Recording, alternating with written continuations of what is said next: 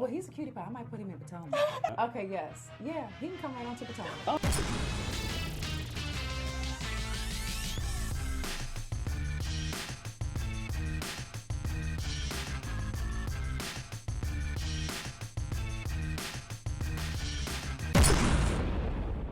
What's up, y'all? It's your boy Richie Scott. We are back with another video. I want to thank you guys so much for tuning into the channel. Listen, if you haven't already done so, please make sure you hit the subscribe button down below. Hit that notification bell button so you can be clued into when we drop new content right here on this channel. And today we're going to be talking basketball wives.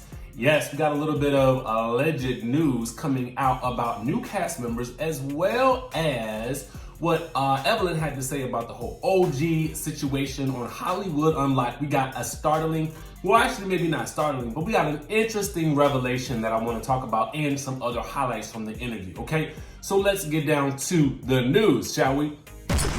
First of all, I hate to say this, but forgive me, I'm a little bit hoarse right now. I've been kind of sick all week battling some sinus issues, but we're still going to get into it all, okay? Never fear, I'm not stopping. So, Media Takeout is basically reporting that Byron Scott's ex-wife, Miss Anita, is going to be joining Basketball Wives and replacing a fired OG. Get into it. Now, they're saying that the next season will have a new cast member on the reality TV series. Her name is Anita, and she is Byron Scott's ex-wife. Now, allegedly, this is particularly juicy because when Byron and Anita split, there were rumors that the retired NBA legend was running around and had dropped her for a young Blasian side chick. And a couple of months later, voila, Byron and Cece stepped out on the scene. Now, we're sure that the ladies of Basketball Wives will get to the bottom of why she and Byron split and whether Cece had anything to do with it. Why? Well, here's some more tea, because if she joins the show, it's likely that she'll spill it, and guess what? They're saying that Anita is close friends with another Basketball Wives star, Miss Evelyn Lozada, and they even have photos of the two of them together as of recent. Like, what? This is crazy, right? And so there's more. Media Takeout is reporting that Anita will be taking Miss OG's spot. Now, here is what the site is saying, that she's been officially fired from the show. And the folks over at production say that OG was rude and unprofessional during filming, and they also claim that she really kind of exhibited the same violent tendencies that Shawnee was talking about during the show. Now, they said that she was out of control this season and she had to go. Here's what her behavior is described as. They're saying that during the season, she was constantly cussing out crew members for the most trivial things like cords being on the floor and in the way of her walking. The Basketball Wives source told Gossip, or not having water in her room water temperature, And that's not all. They said that she had some pretty wild demands as well. She was telling crew members and show execs that she would like to be addressed as princess because she's better than everyone else, the source recalled to Gossip. So it's not only that Media Takeout is reporting this, but it's also Gossip as well, guys. So let me know what you guys think of this. First of all, it's mighty convenient and interesting that Evelyn is friends with this Anita lady. I did not post her photo in the thumbnail of this video because I knew most of you may not know who she actually is, and I don't know if she's yet a public figure, although she was dating a public figure at one point in time, well, married to him, I guess. So it should be very, very interesting to see how things play out if this information is to be believed. Now, it's honestly, I can actually see them not wanting to bring OG back because to me, OG is kind of like the Katie Ross of this season of Basketball Wives. And here's what I mean by that. You guys know Katie from Real Housewives of Potomac. Katie was not shy about saying exactly what was going on, calling things out on production, which may or may not have worked to her benefit. You know what I'm saying? And so now that OG is somewhat doing the same thing by sort of alerting everyone as to her experience on the show, it should be interesting how this plays out. But I will tell you the truth. You know, if you are on a show like that, it's hard to come back once you start exposing things with regards to production.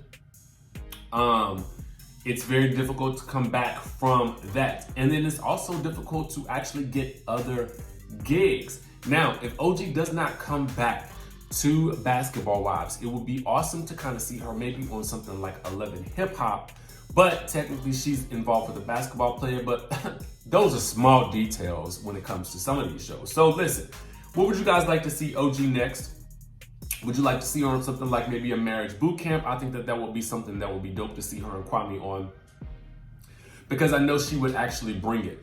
I would also like to see her on something like a Celebrity Apprentice or something like that. I don't know if they're still doing that, but I'm still here voting and vying for Sean P. Diddy Combs to host that show, or maybe even T.I.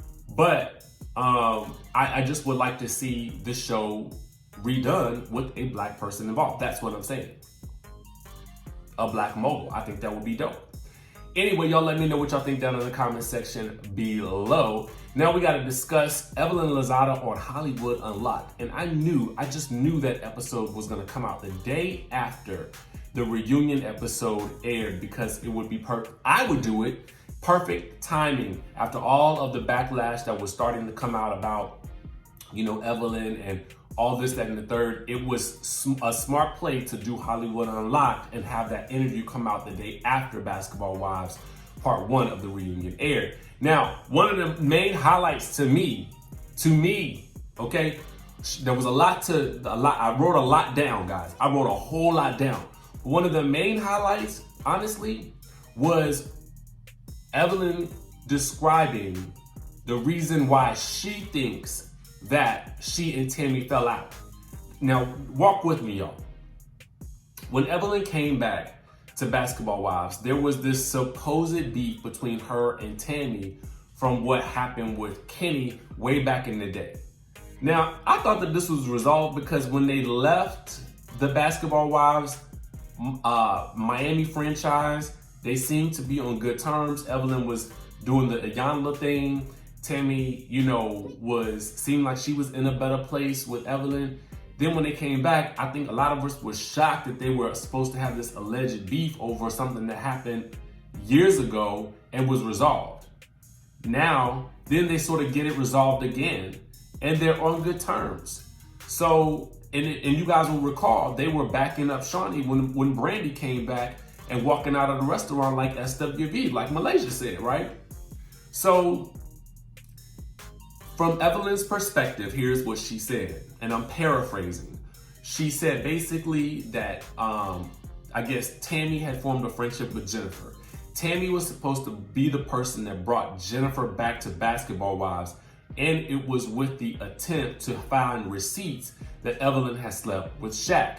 But for some reason, whenever Jennifer came back, she derailed on that plan and ended up becoming cool with Evelyn again, and that was their whole thing. That whole season was them getting back together, particularly after Evelyn had this huge beef with Jackie. So the following season, when they come back, Tami seems agitated with Evelyn for whatever reason. Again, and none of us could figure out why. Now, from Evelyn's perspective, it is because Jen ended up becoming friends with her again and reneging on Tami's plan, or on Tami and Jennifer's plan, excuse me, whoever's plan it was, I don't know, to unearth receipts that Evelyn had slept with Shaq. So that's why Tami kept bringing it up, and then Jennifer finally exploded and actually said what it was. Now, I found this quite interesting because none of this seemed to make any sense to me, and I kept trying to figure out why they weren't cool anymore. Now, it could be more than that. I don't know. Listen, that's just what I'm paraphrasing what I feel like she was saying in the interview. But you guys can watch it for yourself and judge for yourself. Some other highlights from the interview. She and Susie are still friends. Susie now lives here in Miami, and she just can't deal with a lot of public scrutiny. So that's why she's not coming back to the show, because she was invited back to the show. That's also something that was interesting. Some other highlights. She said that she goes into each season chilling. Usually someone is brought in to stir things up. She felt like at this point in time, because she's been on the show for so long, she doesn't need to go in and stir up anything with anybody. New cast members tend to come for the older ones. Now, this was something that Melissa Ford basically attested to, because she was also on a show on Bravo called Blood, Sweat, and Heels, which I actually really loved. And And Melissa kind of basically stated that a lot of times new people will come from people with bigger names so that they can get a lot more camera time. She said that, this is Evelyn, while she didn't break down publicly, she did have an emotional moment over the whole racism aspect, and her and Jason talked about this. And it was because she couldn't come out and say she wasn't racist because it would get more attention. Then also because she's Puerto Rican and the kids are black, so she doesn't get it. She grew up surrounded by Puerto Ricans, Dominicans, black people, all types of other people in New York. And DJ Drama, who is also one of the interviewers on the show, even mentioned that Fat Joe, who I believe is Puerto Rican as well, I think that's why they brought him up, uses the N-word.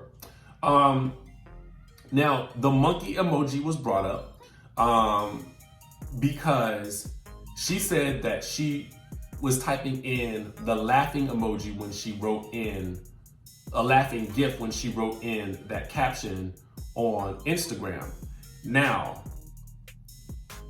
when I checked the laughing GIF, it did pop up. It was not first, but I don't know if it's based on each user's settings or what. I'm just letting y'all know I tested it out for myself, and I just had to go see if she was saying what she was saying was legit. I don't know, the whole thing seems kind of suspect, I think, but also too, what I learned was that, you know, OG herself had also used that laughing monkey emoji or GIF or whatever it is. Jason actually said that he posted that on Hollywood Unlocked. So the consensus was that A, OG made it about herself, and that B, that if Evelyn posted a monkey, meaning that she was referring to black people as monkeys, then her own son would have to be a monkey as well. That was the consensus. So she was saying that's how that they were using that as a rationale to say that's why she wouldn't have used it in reference to a black person. Don't at me, y'all. I'm just telling y'all what happened. I'm giving y'all the highlights. You guys can watch it for yourselves. She said that the focus was now on her being Afro-Latina because in the past 2 years she was looking for her grandmother and grandfather, and she discovered that was part of her DNA. Her roots are in Senegal in Africa. They talked about why nobody picked up on the fact that they felt like OG was weaponizing Chad's abuse on Evelyn. And they also said that, you know, Evelyn's thought was that the claims of colorism and racism kind of undermined all of the years and hard work that all the ladies had put into the show. Melissa also brought up an interesting rumor that a production was allegedly unsatisfied with OG's performance on the show, and she had to turn it up for some reason and find a way to gain attention and keep people engaged and on her side. They discussed the use of the N-word as well, and that's where they mentioned the whole Fat Joe situation. And Jason really wondered why Evelyn was giving this any energy, and this is part of the reason why she actually chose to file the lawsuit, was because she wanted to make a statement that, hey, I want to be preemptive. I'm paraphrasing this too. It seems like she wanted to be preemptive and to stop people from saying that. So when they Google her, they don't see that she's a racist. Because if you Google her now, you're gonna see all of these things about her either being involved in some type of colorism scheme with related to production, or being a racist in general. So she was suing to protect her name. That's what I was getting. And it was almost like, it seemed like a preemptive measure against losing any future income based on those types of labels being placed on her. I'm just giving y'all what was said. There was a lot, guys. The other thing was that they brought up Chad, and she basically felt bad because she felt like the ladies sometimes used her domestic violence instance against her, and they kept bringing it up, and it keeps bringing Chad back into the mix, and she really was at a place where she's in the forgiveness of him, and she really wants people to just move on because he had to go through the counseling, he's had to work through it, and so people should just sort of let it go and leave it, let him grow and let him get to a better place. I'm just giving y'all the news like I see it. But what I want to emphasize something. There has been a lot of talk about racism and colorism with respect to this particular show. I want to just raise you guys' attention to an interview that Charlamagne the God did with the cast of Girlfriends. y'all, like when it is the antithesis of what we have seen with Basketball Wives.